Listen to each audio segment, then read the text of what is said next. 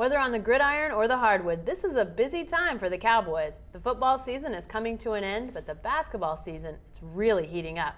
From the Dodge Sports Desk, I'm Jenny Carlson, and this is OSU Sports with Andrea Cohen. We're doing a combo show today with Andrea because Scott Wright is in San Diego getting ready for the Holiday Bowl. So, Andrea, let's talk about that Holiday Bowl first. Big game against Oregon Tuesday night. Is there a buzz amongst Oklahoma State fans about this game? I think there is. I think Oklahoma State fans are really looking forward to, playing, and Oklahoma State people in general, I'm sure the players, to playing a really good opponent in Oregon, playing in a good bowl game out in San Diego. Looking forward to kind of everyone expects a high-scoring affair. Oregon has, great offense. So it should be a fun game. I think people are really looking forward to it. In addition to that, Oklahoma State has a chance for a 10-win season, a huge hallmark for this program. Hasn't been done in a long time. How significant would that be for this program to win 10? I think 10 is a significant number for any program. I mean, I think 10 wins is really the marker of a pretty good year. For this program, especially considering where they were as recently as 2005, I think that it's just a really big statement to make. And if they won 9, it would still be a really good year and exceeding most expectations. But I think 10 would really kind of put a nice exclamation point on it for them. Absolutely. Well, once football season is over, then attention will turn 100% towards basketball. So let's talk a little bit about basketball. Oklahoma State hasn't played a game since the All-College Classic. Kind of a long layoff. What have they been up to? What's the team been doing since the All-College Classic? He gave them a couple days off over Christmas, which I don't think really intended to do. If they hadn't won those last 2 games, they kind of lucked into that. So they had a couple days off, and then they came back Christmas night, and I think they went 4 hours Christmas night. So they've been going really hard, long practices. He sounds a little frustrated and worried about them, which is funny because the last time we saw them, they had a great game. I mean, they looked really good in the All-College, as good as they've looked, as big a win as they've had all season. But he's not real happy with the intensity of practices since they came back. So one of the big stars in that game against Rhode Island in the All-College was James Anderson. Had a career night in that game in the Ford Center. It looks like James has maybe figured something out. What's sort of going on with him at this point? James Anderson was hot shooting, which is why we're all, 30-something point. When he has a good night shooting, he can shoot the ball. But the biggest thing with him is that he looked really good everywhere else. He had 9 rebounds. He was really active, had a couple of steals, a couple of assists. He really is playing the whole game better and just more aggressively. And that's what the thing with James is, just getting him to be really aggressive. He's a really laid back, kind of quiet guy. And so just kind of getting him that extra motivated and really playing hard all the time is what they are trying to get out of him and what it looks like they're getting out of him right now.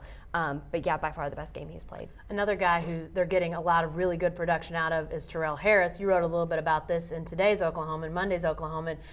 He's just become a lot more consistent. Has that been the biggest key with him this year? Yeah, I mean, last year you look through his box scores from last season, and it's like he never scores in double figures 2 games in a row. It's like 18-4. It's really dramatic. And this year he scored in double figures in every game except 2, and those were the games where he drew really important defensive assignments and did a really good job on the guys he was defending.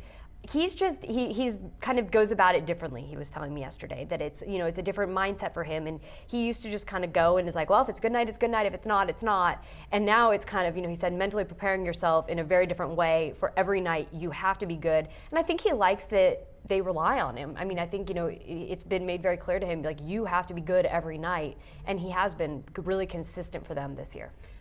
Big 12 play looms in less than 2 weeks for this team and every team in the Big 12. But what does Oklahoma State need to do between now and then to really get themselves ready for Big 12 play? I think the biggest thing is that they need to get some big guys serviceable. They're really concerned about that right now. They have this, kind of, since Ibrahim Thomas left right after Thanksgiving, they've got this kind of shallow situation there, but they've got guys that they think can be serviceable. I mean, they don't, they're not going to get a superstar out of the post this year, but they need for, Malcolm Kirkland, Anthony Brown, maybe Marshall Moses if he comes in, to get Ting Akol closer to being, able to help out at least a little bit. They just got to get a little bit more of a presence inside because come Big 12, those threes aren't going to be open the way they're open in all this pre-conference play, and their perimeter guys are going to need the help. What's the biggest contribution that those big men could give? Like you say, serviceable is kind of the key word right now. But what could they most do? I mean, would a combined 10 or 12 points by all of them be good, or is it more what they can draw away defensively? What sort of contributions do they most need to give? I don't know that they're giving any specific numbers because I was asking the guys that, but I would say that the biggest thing is that they need more rebounds. I mean, they're only getting like 5-7 rebounds out of the post, and that's just not enough, especially when you want to be a team that runs the way they want to run. You got to get somebody to start the break, get the ball, move it, and let the fast guys get up there. So that's what they really need, is more help with the rebounding. They could also use, they're not shooting a great percentage, some of those guys, so just the easy buckets. They just got to, if you get an offensive rebound, make the basket. Things like that would really help them. And, they do need to be getting at least 12 points out of the post, I would think.